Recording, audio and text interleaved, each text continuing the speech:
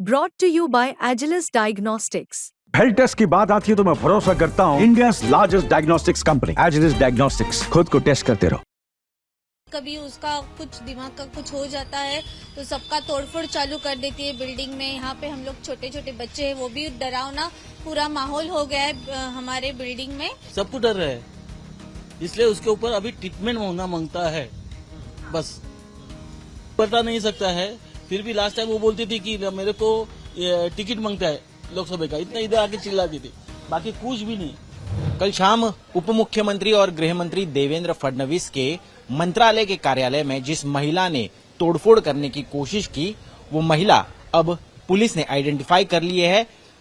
मुंबई के दादर इलाके में रामगिरी हाइट्स नामक इस बिल्डिंग में वो रहती है और यहीं पर हम पहुंचे हैं। पुलिस भी यहां पर पहुंच चुकी है। हालांकि दरवाजा खटखटाया जा रहा है उनका, वो दरवाजा नहीं खोल रही। पुलिस अब कॉल लेने वाली है कि किस तरह से उनको हिरासत में लिया जाए और आगे की जांच की जाए। लेकिन हम फिलहाल यहां पर इस बिल्डिंग के कुछ रेसिडेंट्स हैं, उनसे बात करके जानने की कोशिश करेंगे कि आखिरकार किस तरह से इनका बर्ताव रहा है पिछले कुछ दिनों से, और क्या इसी तरह से वो आपको भी तकलीफ दे रही थी या कोई न्यूजेंस क्रिएट कर रही थी।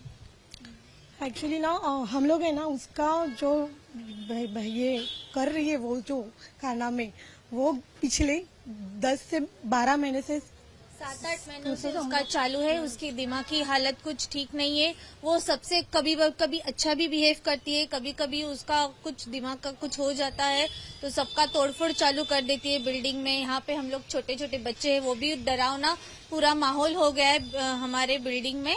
तो कोई आते जाते लिफ्ट ऊपर नीचे जाती है तो भी हमें 100 बार सोचना पड़ रहा है। उसकी वजह से यही बहुत डरावनी हो गई है यहाँ की हालत पूरी। लेकिन कौन कौन रहता है उनके साथ? उनकी फैमिली में क्या उनके साथ कोई रहने वाला है जो उनका ख्याल रखता है? क्या उनकी ट्रीटमेंट शुरू है डॉक्टर की तरफ से? वो अकेली ही रहती है घर में और वो रात को 12 बजे 1 बजे दरवाजा बाजू वालों का खटखटा के कुछ भी उसके मतलब लोखंड वगैरह जो भी कुछ रहता है वो उससे वो ये करती है। ऊपर आती है हमारे 8 फ्लोर पे 7 फ्लोर पे कहाँ पे भी जाती है। हम लोग को इतना उसने दिमाग ये किया है ना, हमारे बच्चे लोग है ना पिछले 7 महीनों से नीचे अकेले खेलने के लिए नहीं आए हैं ग्राउंड में, वो डर की वजह से। तो ऐसा हुआ है कि उसका कभी भी हाथ में कुछ रहता है, कभी दिमाग अच्छा रहता है तो अच्छे से बात करती है, कुछ बिगड़ा हुआ रहता है तो किसी से झगड़ा शुरू कर देती है। बिल्डिंग में हमारे जो वॉचमैन अंकल है, हमारे जो यहाँ के आजू पड़ोसी है, सबको उन्होंने परेशान करके रखा है। क्या वजह क्या है, क्यों ऐसा कर रही है वो, और कब से ये सिलसिला शुरू हुआ? मालूम, पहले तो अच्छी थी। ऐसे यहाँ पे बोलते हैं जो यहाँ के पुराने रेसिडेंट्स है वो बोल रहे पहले तो अच्छी थी, उनकी कुछ फैमिली भी थी। तो अभी तो मैं यहाँ पे थोड़े साल ही हो गए आई हूँ, लेकिन पुराने बोलते अच्छी थी, लेकिन अभी 1-2 साल हो गया उसकी दिमाग की हालत कुछ ठीक नहीं। उसके दिमाग में क्या चालू है, क्यों ऐसे बिहेव करती है, सबको उसके बिहेवियर से ऐसे लगता है ये कुछ दिमाग का उसका दौरा भी है। क्योंकि रात को भी वो जब भी घर में अकेली रहती है उसको किसी से अंदर अकेली बातें करती रहती है। कुछ अकेला कोई घर में रहता नहीं है फिर भी दीवार से बातें करती रहती है, तोड़फोड़ करती रहती है, ऊपर से कुछ बर्तन डालो ये डालो वो सब करती रहती है। तो उसकी दिमाग की हालत ही कुछ ठीक नहीं है। हाँ। मुझे बताइए, लेकिन सोसाइटी के जो मेंबर्स हैं जिनको इस तरह की तकलीफों का सामना करना पड़ता है, क्या कभी पुलिस कंप्लेंट नहीं की या डॉक्टर की ट्रीटमेंट के बारे में आपने नहीं सोचा? सब कुछ किया है, सब कुछ किया, पुलिस ने सब कुछ हमको सहकार्य किया है, फिर भी अभी तक वो चल रहा है उसका। वो लिफ्ट को भी तोड़फोड़ करती है। छोटे छोटे बच्चे लोग भी डर रहे हैं, सब कुछ डर रहे हैं, इसलिए उसके ऊपर अभी ट्रीटमेंट होना मांगता है। बस इससे पहले पुलिस ने कभी कुछ कार्रवाई की थी? किया, सब कुछ हो गया, सब कुछ पुलिस ने सब कुछ करके थक गए। वो मंत्रालय क्यों पहुंची? देवेंद्र फडणवीस जो गृह मंत्री है उनके ऑफिस में जाकर तोड़फोड़ क्यों की? क्या उसका कोई लिंक आप बता सकते हैं? लिंक कुछ बता नहीं सकता है। फिर भी लास्ट टाइम वो बोलती थी कि मेरे को टिकट मांगता है लोकसभा का, इतना इधर आके चिल्लाती थी, बाकी कुछ भी नहीं।